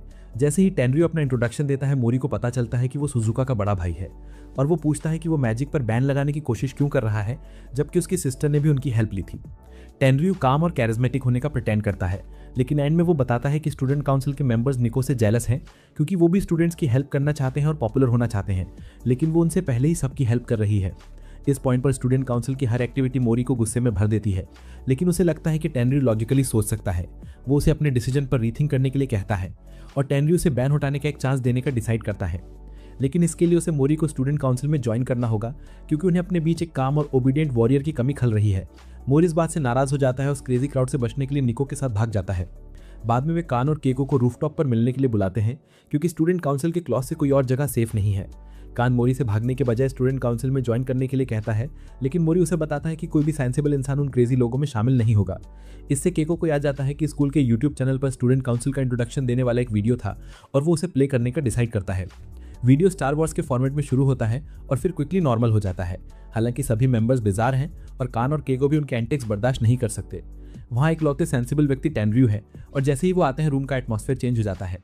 फिर वो स्कूल के इश्यूज पर मेंबर्स से बात करता है और टेनरयू को ही सब कुछ करना पड़ता है क्योंकि उसके आसपास के सभी लोग इनकॉम्पिटेंट और फेल्ड हैं। ये देखकर मोरी स्पिरिचुअल लेवल पर टेनरयू से कनेक्ट होने लगता है, लेकिन वो अभी भी उसकी टीम का हिस्सा नहीं बनना चाहता। तभी टेनरयू हाथ में स्वॉर्ड ली वहाँ आता है और मोरी को युद्ध के लिए चैलेंज करता है और कहता है कि अगर उसे एक बार भी इंजरी लगी तो उसे स्टूडेंट काउंसिल में शामिल होना पड़ेगा। मोरी उसे रिफ्यूज करने का मौका भी नहीं मिलता क्योंकि स्टूडेंट काउंसिल का प्रेसिडेंट उसकी ओर दौड़ता है और उसे भागना पड़ता है। कुछ दिनों बाद नीमू नाम की कैट मोरी के घर आती है, लेकिन वो घंटी बजाने की करेज नहीं जुटा पाती। जब वो अचानक मोरी को घर की ओर आते देखती है तो वो वहां से जाने का डिसाइड करती है। वो सोचती है कि अगर वो अलोन हो तो उससे बात कर सकती है, लेकिन एंड में वो कैट में ट्रांसफॉर्म हो जाती है क्योंकि वो अभी भी उसे अपना रियल फॉर्म दिखाने में कंफर्टेबल नहीं होती। मोरी को उसकी पिछली बातें याद आती हैं और वो उसे अंदर आने देता है और नीमू को लगता है कि वो किसी बहुत ही डेंजरस सिचुएशन में जा रही है। अंदर पहुंचते ही वो कैन और निको को एक कॉमेडी शो देखते हुए हंसते हुए देखती है और मोरी भी उनके साथ ज्वाइन कर जाता है। जैसे ही निको उसे देखती है वो उसे हक करने लगती है और गलती से अपना ड्रिंक उस पर स्पिल कर देती है। नीमो अब पूरी तरह से स्टिकी हो चुकी है और मोरी उसे बात देने का डिसाइड करता है। वो इस बात को लेकर बहुत एम्बेरेस्ड और अनकंफर्टेबल है, लेकिन उसकी बॉडी को पिछली बार मोरी का टच का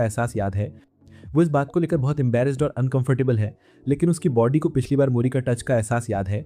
इसलिए जैसे ही मोरी कहता है कि उसके पास स्पंज नहीं है और वो अपने हाथों से कैट को नहलाएगा, नीमो बिना हेजिटेशन के उसके पास चल पड़ती है क्योंकि वो उसके टच के लिए बहुत ईगर है। उसे बहुत अच्छा लगता है जब मोरी उसे नहलाता है, फिर उसे ड्राई करता है और फिर से सो जाती है।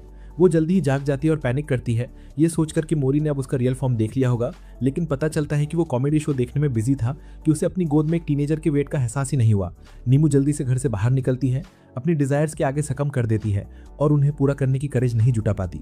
तभी उसे रियलाइज होता है कि वो जंगल में पहुंच गई है और अचानक उसके माइंड में एक अलार्म बजने लगता है। वो जानती है कि इसका मतलब है कि कोई विजर्ड आसपास है और अपने डर के बावजूद वो उन पर स्पाई करने के लिए कैट बन जाती है।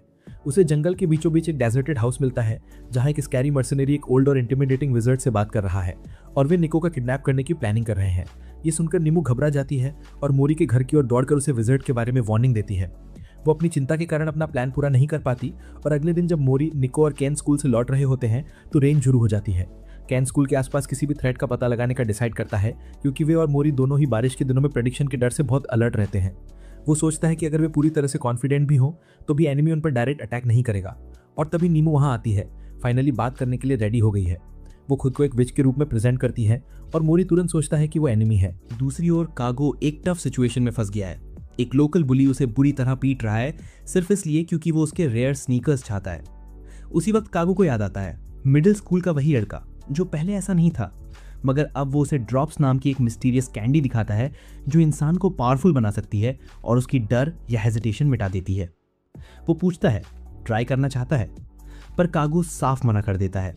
तभी वो बदमाश फिर से उस पर हमला कर देता है, लेकिन किस्मत से उसी वक्त कैन वहां पहुंचता है। वो अपने दोस्त को बचा लेता है मगर उस बुली को छत से लटका देता है जब तक वो रोने नहीं लगता। केन उससे पूछता है उस कैंडी के बारे में और उसे पता चलता है कि बस एक वेबसाइट पर अपना एड्रेस डालो और वो कैंडी फ्री में मिल जाती है। अगर कोई पुलिस को भी इन्फॉर्म करे तब भी उन्हें सिर्फ शुगर वाली हार्मलेस कैंडी ही मिलेगी। तब केन को रियलाइज होता है इसमें जरूर मैजिक है। वो लड़के से पूछता है डीलर कौन है और जवाब मिलता है वुल्फ। वो इसी स्कूल का स्टूडेंट है लेकिन कोई उसकी रियल आइडेंटिटी नहीं जानता। केन सोच में पड़ जाता है कि कोई इतनी पावरफुल चीज फ्री में क्यों बांटेगा। बदमाश कहता है अगर वुल्फ को कभी जरूरत पड़ी तो जिन जिन लोगों ने ड्रॉप्स ली हैं वो एक सिग्नल पर उसके लिए हाजिर हो जाएंगे। तभी कागो को याद आता है कि जो लोग ड्रॉप्स लेकर अनकंट्रोलेबल हो जाते हैं उन्हें डॉग्स कहा जाता है। ये सुनकर केन के अंदर सिहरन दौड़ जाती है क्योंकि यही बात तो फ्यूचर की प्रोफेसी में थी, बूंद और कुत्ते। दूसरी तरफ मोरी अब नेमू को अपने घर ले जाती है। नेमू बहुत एक्साइटेड है, पहली बार किसी दूसरी विच से मिलने वाली है। वो ये नहीं बता पाती कि वो पहले भी मिल चुकी हैं। तभी मोरी उसे थोड़ा स्ट्रिक्ट टोन में कहती है थोड़ा चुप रहो। वो कहती है कि उसे अभी भी उस पर पूरी तरह ट्रस्ट नहीं है, हो सकता है वो एनिमी हो। नेमू कामली जवाब देती है मैं दुश्मन नहीं हूं, मैंने तुम सबको देखा है। वो बताती है कि कल पहली बार उसका डेंजर अलर्ट बजा था और वो सिर्फ तब बजता है जब कोई मजिशियन पास हो। नेको को तो मजिशियन का मतलब भी नहीं पता था। नेमू समझाती है जैसे विचेस लाइट मैजिक करती हैं वैसे ही मजिशियंस डार्क मैजिक करते हैं। हम दोनों हमेशा से एनिमीज रहे हैं। वो बताती है कि बहुत साल पहले विचेस और मजिशियंस के बीच एक लंबा और डेंजरस युद्ध हुआ था जिसमें मजिशियंस खत्म हो गए थे। उसके बाद विचेस ने अपने प्रोटेक्शन के लिए एक अलर्ट सिस्टम बनाया ताकि अगर कोई बचा हुआ मजिशियन फिर से लौटे तो उन्हें वार्निंग मिल जाए। नेमो फिर मोरी और नेको को उस मजिशियन और उसके साथ के मर्सनरी के बारे में बताती है जिसे उसने कल देखा था। वे दोनों डर जाती हैं, वे हमें क्यों टारगेट कर रहे हैं। नेमो गहरी सांस लेकर कहती है क्योंकि नेको ऑर्डिनरी विच नहीं है। तो बताती है नेको है हजारों की विच जो 1000 साल में सिर्फ एक बार जन्म लेती है, 1000 मंत्रों में महारत हासिल करेगी और 1000 लोगों की जान बचाएगी। शायद मजिशियंस उसी की पावर चाहते हैं। इसी बीच केन के सामने खुद वुल्फ आता है। बिना कुछ कहे वो उसे फाइट के लिए चैलेंज कर देता है। दोनों एक पुल के नीचे जाते हैं और वहां वुल्फ केन को पूरी तरह तबाह कर देता है। केन हैरान रह जाता है, मैं हार गया। तभी उसे एहसास होता है वुल्फ वही खतरा है जिसके बारे में प्रोफेसी में कहा गया था। वुल्फ हंसते हुए कहता है मोरी को बता देना, वो अगला है। लेकिन केन उठ खड़ा होता है, तू है कौन? वुल्फ कहता है नीचे ही रह, तू जीत नहीं सकता। पर केन पीछे हटने वाला नहीं। वो उसे प्रवोक करता है और जब वुल्फ हमला करता है केन अचानक इनविजिबल हो जाता है अपने मैजिक क्लोक की मदद से। वुल्फ को लगता है वो भाग गया है मगर केन अचानक पलटकर उस पर हमला करता है। इससे वुल्फ गुस्से से भर जाता है और इस बार वो उसे बुरी तरह पीट देता है। कुछ देर बाद नेको और बाकी लोग अपने गेट के पास कुछ गिरने की आवाज़ सुनते हैं। जब वो दरवाज़ा खोलते हैं तो वहाँ बेहोश कैन पड़ा होता है। वे उसे अंदर ले आते हैं और नेको हीलिंग मैजिक करती है, बहुत मुश्किल और ड्रेनिंग स्पेल। वो उसे थोड़ा बेहतर करती है लेकिन खुद गिर पड़ती है। मोरी जल्दी से उसे स्नैक्स लाकर उसकी एनर्जी बढ़ाने की कोशिश करती है। होश पे आने पर कैन उन्हें सब बताता है, कैंडीज, प्रोफेसी और वुल्फ की पावर के बारे में। नेमो कहती है इस सब के पीछे कोई मजिशियन ज़रूर है। कैन एक नया चेहरा देखकर चौंक जाता है, मगर वो खुद को इंट्रोड्यूस करती है और समझाती है अगर किसी को लंबे वक्त तक ब्रेन वॉशिंग मैजिक वाली कैंडी खिलाई जाए तो वो धीरे धीरे उसके इफेक्ट में आ जाता है।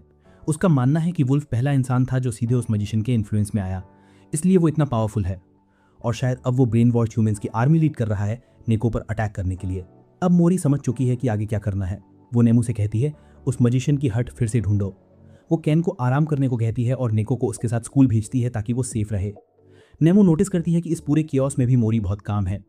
कैन मुस्कुराकर कहता है उसके पोकर फेस से धोखा मत खाना।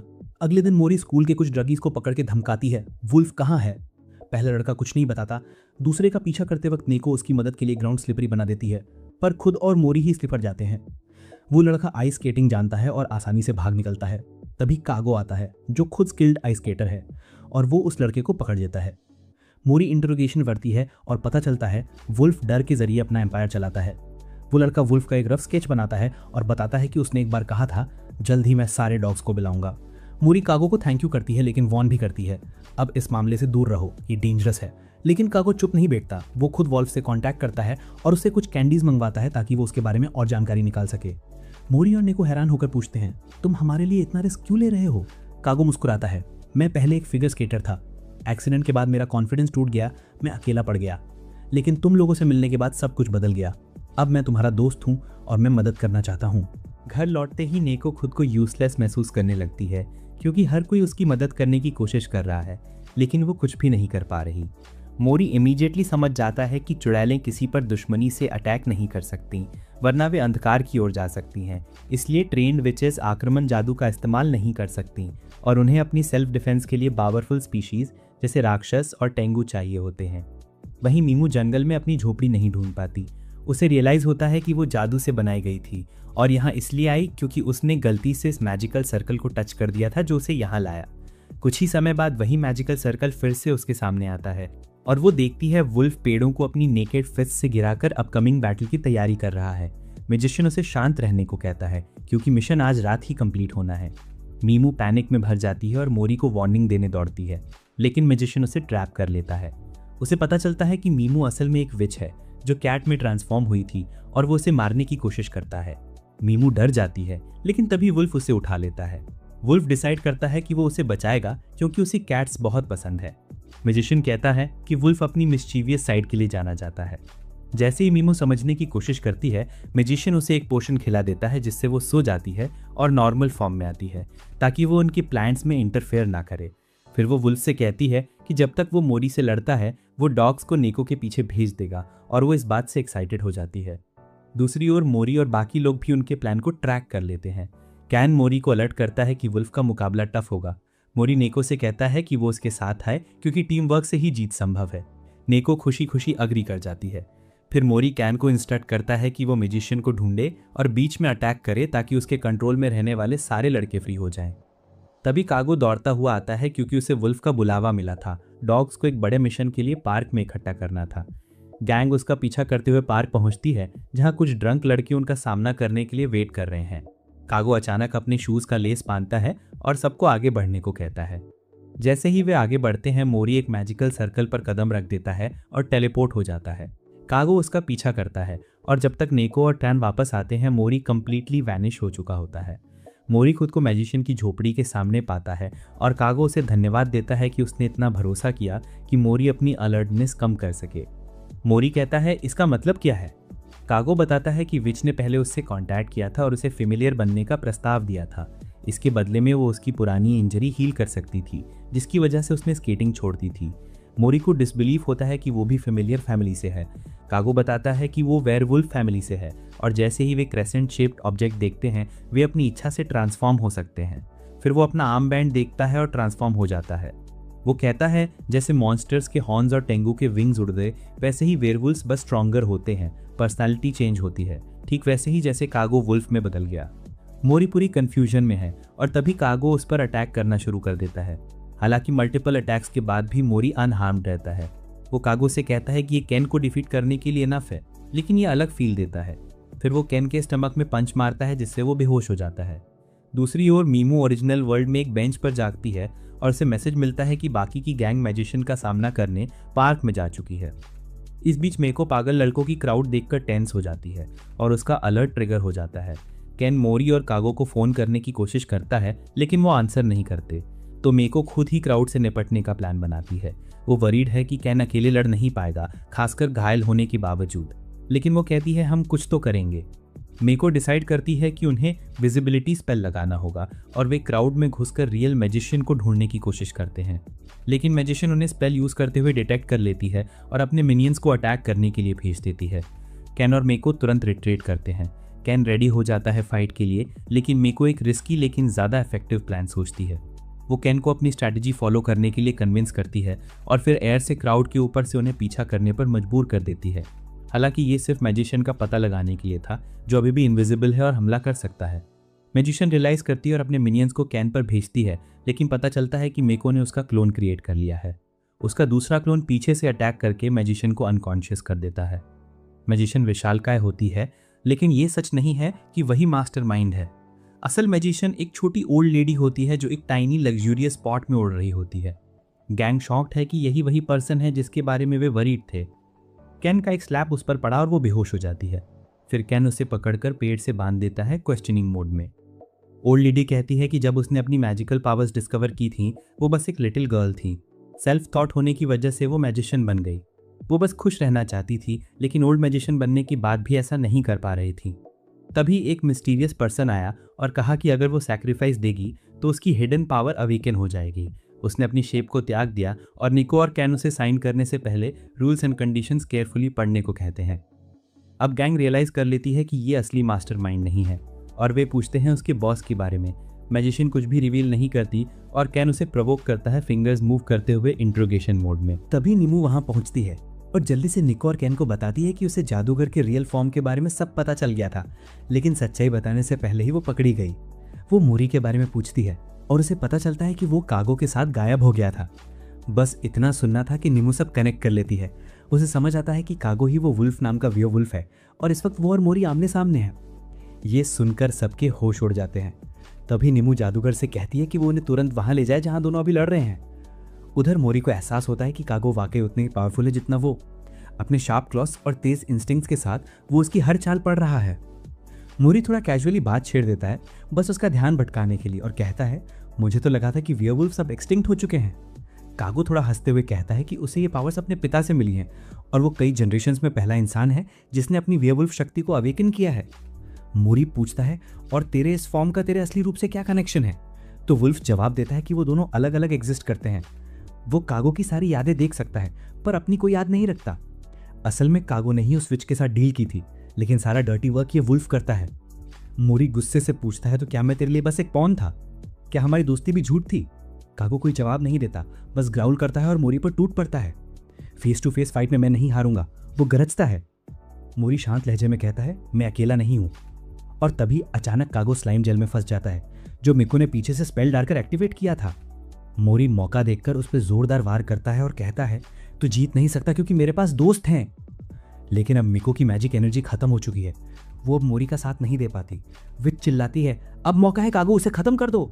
कैन गुस्से में कहता है अगर एक शब्द और बोला तो तुझे खुद खत्म कर दूंगा। विच फिर भी उकसाती है मार डालो, अगर वो मरा तो तू भी मरेगा क्योंकि तुम दोनों के बीच पैक्ट हुआ है। कागो चुपचाप अपनी कलाई पर बना फेमिलियर मार्क दिखाता है और फिर से मोरी की ओर झपटता है। इस बार लड़ाई और इंटेंस हो जाती है। कैन को समझ आता है कि कागो थोड़ा एज ले रहा है, उसके अटैक्स अनप्रेडिक्टेबल हैं। मोरी को पीछे धकेलते हुए वो ग्राउल करता है, लेकिन मोरी अब पूरी तरह काम है। वो अपने प्रिसाइज अटैक्स का फायदा उठाता है। तेज पंचेस की बारिश होती है। कागो उन्हें बैरली डॉज करता है, लेकिन मोरी का असली प्लान कुछ और होता है। वो उसे धीरे धीरे मट पेट की तरफ पुश कर रहा होता है। कागो को शक होता है और वो बाई तरफ कूदता है, पर वहीं मोरी ट्रैप एक्टिवेट कर देता है। कैन के साथ की फाइट में जो वीक स्पॉट उसने देखा था वो अब उसे एक्सप्लॉइट करता है और कागो के माथे पर जोरदार वार करता है। खून उसकी आंखों में बढ़ जाता है, वो कुछ नहीं देख पाता और मोरी को मौका मिल जाता है। एक पावरफुल हिट के साथ वो कागो को बेहोश कर देता है। लड़ाई खत्म होते ही निको दौड़कर मोरी को गले लगा लेती है। मोरी भी उसे कसकर पकड़ लेती है, पूछती है तू ठीक है ना। अब सब विच के पास पहुंचते हैं। मोरी कहता है अब कागो को उसके पैक्ट से आज़ाद कर दो, उसने हार मान ली है। विच डरते हुए मना कर देती है, कहती है अगर मैंने उसे छोड़ दिया तो तुम लोग मुझे मार दोगे। निको आगे बढ़ के वादा करती है, हम तुझे नुकसान नहीं पहुंचाएंगे, मैं तेरे लिए चुड़ैलों की पवित्र भूमि में एक पीसफुल लाइफ का रास्ता ढूंढूंगी। वो आगे कहती है कि हम सबको साथ रहना सीखना चाहिए, चाहे हमारी मैजिक कितनी भी अलग क्यों ना हो। विच उसकी बात मान जाती है, पर जैसे ही वो मास्टरमाइंड का नाम लेने लगती है, अचानक दर्द से तड़प उठती है। उसका शरीर धीरे धीरे फेड होने लगता है और कुछ ही पलों में वो पूरी तरह गायब हो जाती है। मोरी समझ जाता है कि उस पर एक कर्स सील लगी थी, अगर वो जानकारी देती तो उसकी सारी जादुई शक्ति छीन ली जाती। वो तुरंत कागो की तरफ भागता है। खुशकिस्मती से वो अब भी जिंदा होता है, क्योंकि विच के मरने से उसका पैक्ट अपने आप कैंसिल हो गया। सब उसकी तरफ दौड़ पड़ते हैं। कागो धीमे से पूछता है, मैंने इतना सब किया फिर भी तुम मुझे माफ कर रहे हो? निको मुस्कुराकर कहती है, अभी नहीं, जब तक तू सब कुछ साफ साफ नहीं बताता। फिर वो कहती है कि यहाँ से निकलना होगा, क्योंकि ये जगह जल्द ही वैनिश होने वाली है। थोड़ी देर बाद सब एक पब्लिक बाथ हाउस में पहुंचते हैं। वहाँ कागो सच बताता है। विच ने उसे कहा था कि अगर वो उसका फेमिलियर बन जाए तो वो उसे एक एलिक्सिर देगी जो उसकी माँ की बीमारी ठीक कर सकता है। नीमू तुरंत बोल उठती है, वो झूठ बोल रही थी, ऐसा एलिक्सिर एग्जिस्ट ही नहीं करता, क्योंकि उसके जन्म के वक्त किसी को उसकी मैजिक का पता नहीं था। लेकिन निको के पास सच में वो एलिक्सिर होता है। सबके मना करने के बावजूद वो उसे कागो की माँ को दे देती है। थोड़ी देर में मिराकल होता है। उसकी माँ व्हीलचेयर से उठ खड़ी होती है, पूरी तरह ठीक। कागो की आंखों से आंसू बहने लगते हैं। केन और निको भी रो पड़ते हैं। सिर्फ मोहरी शांत खड़ी रहती है, चेहरे पर हल्की मुस्कान के साथ। उसके बाद कागो की माँ सबके लिए खाना बनाती है, कहती है मैं तुम्हारा यह एहसान कभी नहीं चुका पाऊंगी। मोरी मुस्कुराकर कहती है तो ये काम कागो करेगा। उसकी माँ भी हंसकर मान जाती है। अब कागो टीम के साथ ही रहने का फैसला करता है, क्योंकि उसकी माँ फिर से काम पर लौट चुकी है और जल्द ही फॉरेन टूर्स पर जाएगी। मोरी कहता है कि कागो अब निको का बॉडीगार्ड बनेगा, क्योंकि जो डेंजर प्रोफेसी में बताया गया है वो अभी खत्म नहीं हुआ। निको हंसकर कहती है, वेलकम बैक कागो। अगले दिन सब एक साथ अपनी नई जिंदगी शुरू करते हैं। कागो थोड़ा ऑकवर्ड फील करता है। वो खुद को कूल दिखाने के लिए अपनी वियर्ड हॉबीज के बारे में बात करने लगता है, लेकिन सब अब उसे समझ चुके हैं, वो बस अटेंशन खींचने की कोशिश कर रहा है। फिर भी सबको पता चलता है कि उसके पास एक खास एबिलिटी है, वो बिना मून देखे भी ट्रांसफॉर्म हो सकता है। और यहीं खत्म होता है सीजन 1। लेकिन वेट, अगर आप सीजन 2 की तरह ही अपनी लाइफ में थोड़ी मैजिक ऐड करना चाहते हो तो मेरे पास आपके लिए कुछ है। Magical spinner 2025 edition. इसे फेंको और ये हमेशा वापस आएगा, जैसे आपकी favourite anime power coming back to you. Portable, strong और perfect for fun filled duels, real और इमेजिनरी। अपने दोस्तों के साथ आउटडोर चैलेंजेस करो या फिर अपने फेवरेट एनिमे मूव्स प्रैक्टिस करो। और एक स्पेशल ट्रीट सिर्फ मेरे सब्सक्राइबर्स के लिए, यूज कोड NICO100 और पाओ 100 रुपीज का डिस्काउंट। ऑर्डर करने के लिए साइट लिंक डिस्क्रिप्शन और कमेंट बॉक्स में पिन्ड है। सो अभी जाके ग्रैब करो अपना मैजिकल स्पिनर।